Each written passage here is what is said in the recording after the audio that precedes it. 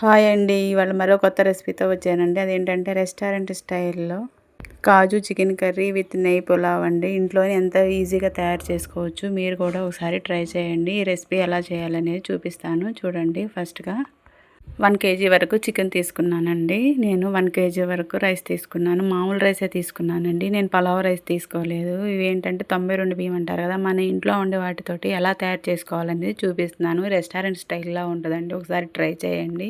ఇంట్లోనే తయారు చేసుకొని ఉంటే చాలా టేస్ట్ బాగా వస్తుందండి. బయటికెళ్ళి తినాల్సిన అవసరం లేకుండా సండే స్పెషల్‌గా ఈరోజు మీరు కూడా మీ ఇంట్లో ట్రై చేయండి. ఎలా వచ్చిందనేది కామెంట్ చేయండి. ఫస్ట్‌గా 1 కేజీ బియ్యాన్ని తీసుకొని 2 సార్లు బాగా కడుక్కొని పక్కన పెట్టుకోవాలండి. నానబెట్టుకోవాలి. నానబెట్టుకుంటే ఏంటంటే పొడి పొడిగా బాగా ఉంటదనమాట రైస్ అనేది. ఫస్ట్ మనకి దీనిలో కావాల్సిన పలావ్‌కి కావాల్సిన ఇంగ్రీడియెంట్స్, అలానే చికెన్ కర్రీకి కావాల్సిన ఇంగ్రీడియెంట్స్ ముందు సెపరేట్‌గా చేసి పెట్టుకోవాలండి. వాటికి కావాల్సింది ఏంటంటే 2, 3 ఆనియన్స్ కట్ చేసుకోవాలి. టమాటోస్ కట్ చేసుకోవాలి. కొత్తిమీర, పుదీనా కూడా కట్ చేసి పెట్టుకోవాలండి. ఫస్ట్ ఒక బాండీ తీసుకొని దానిలోకి నూనె అనేది పోసుకోవాలనమాట. దానిలోకి ఫస్ట్‌లో కట్ చేసి పెట్టుకున్న ఆనియన్స్‌ని వేసుకోవాలి. ఆనియన్స్ బాగా బ్రౌన్ కలర్‌లో వచ్చే వరకు ఫ్రై చేసుకోవాలి. అలానే ఇంకో కళాయి తీసుకొని దానిలోకి మనం పలావ్ సెపరేట్‌గా కుక్ చేసుకోవాలండి. దానిలోకి మనం గీ యాడ్ చేయాలి. గీ యాడ్ చేసుకొని దానిలోకి మనం జీడిపప్పు ఫ్రై చేసి పక్కన పెట్టుకోవాలండి. నేను 2 కర్రీస్ చూపిస్తున్నాను చూడండి. చికెన్ కర్రీ విత్ పలావ్ 2 ఒకేసారి చూపిస్తున్నాను ఇంట్లోనే చూడండి. చూడండి ఇది స్పెషల్ గరం మసాలా అనమాట. దీనిలో యాడ్ చేయాలన్నమాట. కొబ్బరిననేసి జీడిపప్పు పేస్ట్ చేసుకుని పెట్టుకోవాలి మనము.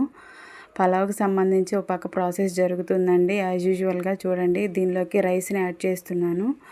రైస్ యాడ్ చేసి మెల్లగా కదుపుతూ తిప్పుకోవాలండి. మొత్తంగా తిప్పుకుంటే ఏంటంటే ముక్కలు ముక్కలు అయిపోతూ ఉంటదనమాట ఈ పలావ్ అనేది.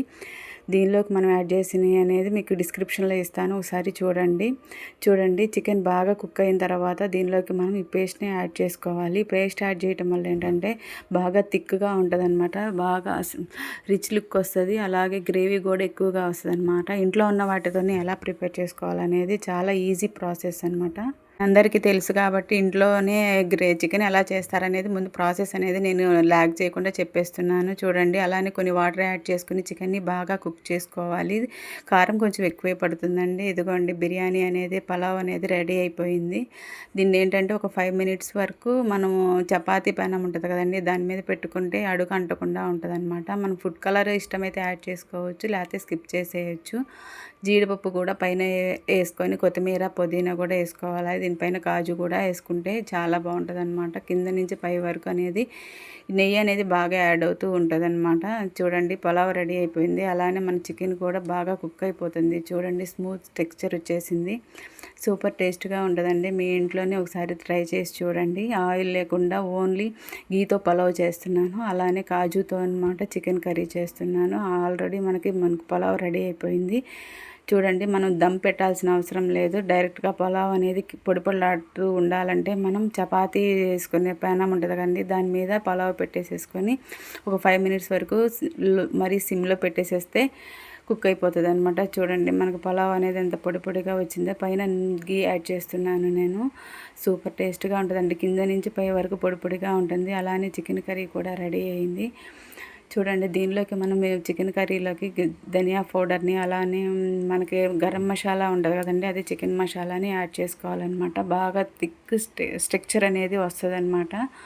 చూడండి ఎంత బాగా వచ్చిందో. చికెన్ కర్రీ ఎలా అయినా తయారు చేయొచ్చండి. కానీ ఏంటంటే రెస్టారెంట్ స్టైల్ రావాలంటే ఈ కాజు, ఎండు కొబ్బరి పేస్ట్ వేయడం వల్ల ఏంటంటే బాగా టేస్ట్ అనేది యాడ్ అవుతూ ఉంటుంది.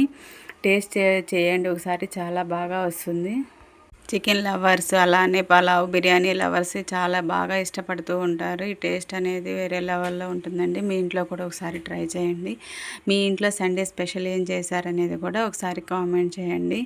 చూడండి యాడ్ చేస్తున్నాను. దానిలోకి కొత్తిమీర, పుదీనాను కూడా యాడ్ చేస్తున్నాను. మనం కాజు కర్రీ కాబట్టి మనం కాజు కూడా కొంచెం ఎక్కువే పడుతుందండి.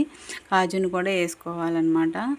చూడండి అలాగే రెడీ అయిపోయింది మన పలావ్. చూడండి సర్వ్ చేస్తున్నాను. ప్లేట్లోకి తీసుకున్న తర్వాత ఎంత పొడి పొడిగా ఉంటుందో, చివరి వరకు కూడా ఇలానే ఉంటుందండి దీని స్ట్రక్చర్ అనేది. చూడండి చికెన్ గ్రేవీ కర్రీ కూడా ఆఫ్ చేసేసాను. రెడీ అయిపోయిందండి. ఇలాంటి వీడియోస్ కనుక మీరు కనుక చూడాలనుకుంటే మన ఛానల్ని ఒకసారి సబ్స్క్రైబ్ చేయండి, లైక్ చేయండి, షేర్ చేయండి. అలానే మీ ఫ్యామిలీ మెంబర్స్ అందరికీ కూడా ఈ వీడియోని షేర్ చేయండి. గంట సింహను ఆన్ చేసి పెట్టుకోండి. థ్యాంక్ యూ అండి.